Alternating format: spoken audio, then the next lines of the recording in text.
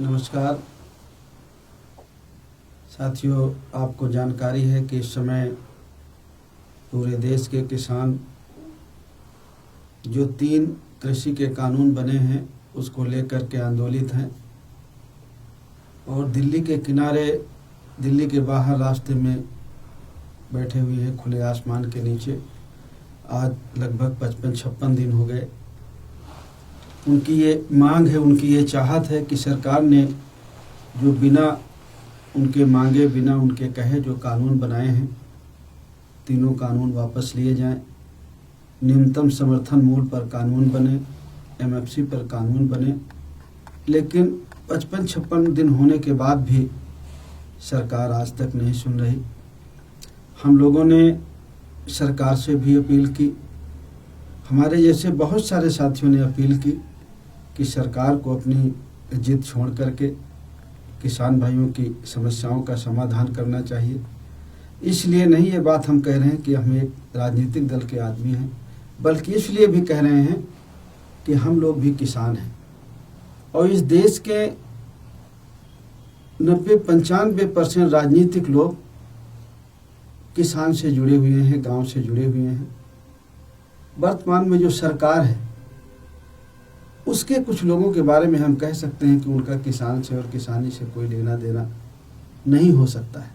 लेकिन ज़्यादा करके चाहे वो राजनीतिक लोग हों या गवर्नमेंट एम्प्लॉय हों या बिजनेसमैन में भी बहुत सारे लोग किसान से जुड़े हुए हैं और उनसे प्रभावित होते हैं। और इस देश का प्रत्येक नागरिक ये मानता है, कुछ मुट्ठी भर लोगों को छोड़ करके, कि ये तीनों काले कानून किसानों के कहीं से भी हित में नहीं है। इसलिए इन कानूनों को वापस लिया जाए।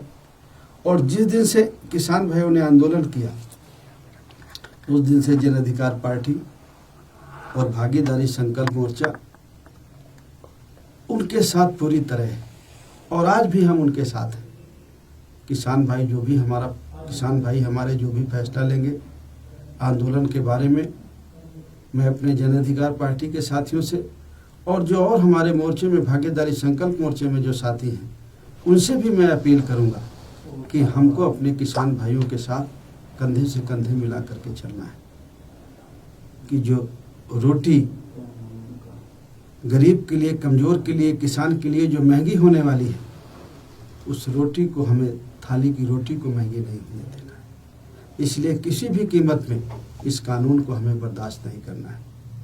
ये जो कृषि के 3 कानून हैं या जो बिजली से संबंधित कानून है और पराली जलाने का कानून है। और मैं तो ये भी कहूँगा, जो हमारे पढ़े लिखे बुद्धिजीवी लोग हैं, जो शिक्षा के बारे में कानून आया है, उसे भी हमें पढ़ने की और समझने की ज़रूरत है और उसमें भी जल्दी हमें सावधान होने की ज़रूरत है कि वो शिक्षा का कानून हमारे और हमारे आने वाली पीढ़ी के हित में है या नहीं, हमारे बच्चों के हित में है या नहीं। अगर उसमें भी अगर हमें ज़रूरत है कि हम सरकार का ध्यान आकृष्ट कराएं तो हमारे और हमारे बच्चों के हित में नहीं है, तो उधर भी हमें ध्यान देने की ज़रूरत है। इस समय सर्दी का मौसम है, बीच बीच में बारिश हुई, तो भी किसान भाई हमारे दिल्ली के बॉर्डर में डटे रहे, भयंकर बारिश में भी और ठंड में भी। इन सारी चीज़ों को ध्यान में रखते हुए मैं पुनः एक बात जो हमारी सरकार है, मैं उससे अपील करूंगा कि किसान भाई हैं, आपको वोट दिया है, इनके बल पर आपकी सरकार बनी है, आपको इन्होंने 2 बार गद्दी में बैठाला है। आप इनकी समस्याओं का, हमारी समस्याओं का समाधान करना आपकी जिम्मेवारी है। जो चीज़ किसान ने मांगा नहीं, आपने बेवजह बिना मांगे उनको दी है, जो कहीं से उनके हित में नहीं है। इसलिए उन कानूनों को आप वापस लीजिए। आप अगर वापस लेंगे तो किसान जिनकी शहादत लगभग 70-75 लोगों की शहादत अभी तक हो गई, शहीद हुई, कम से कम उनके शहीदों की आत्मा की शांति के लिए ही आप ये कानून वापस ले लीजिए।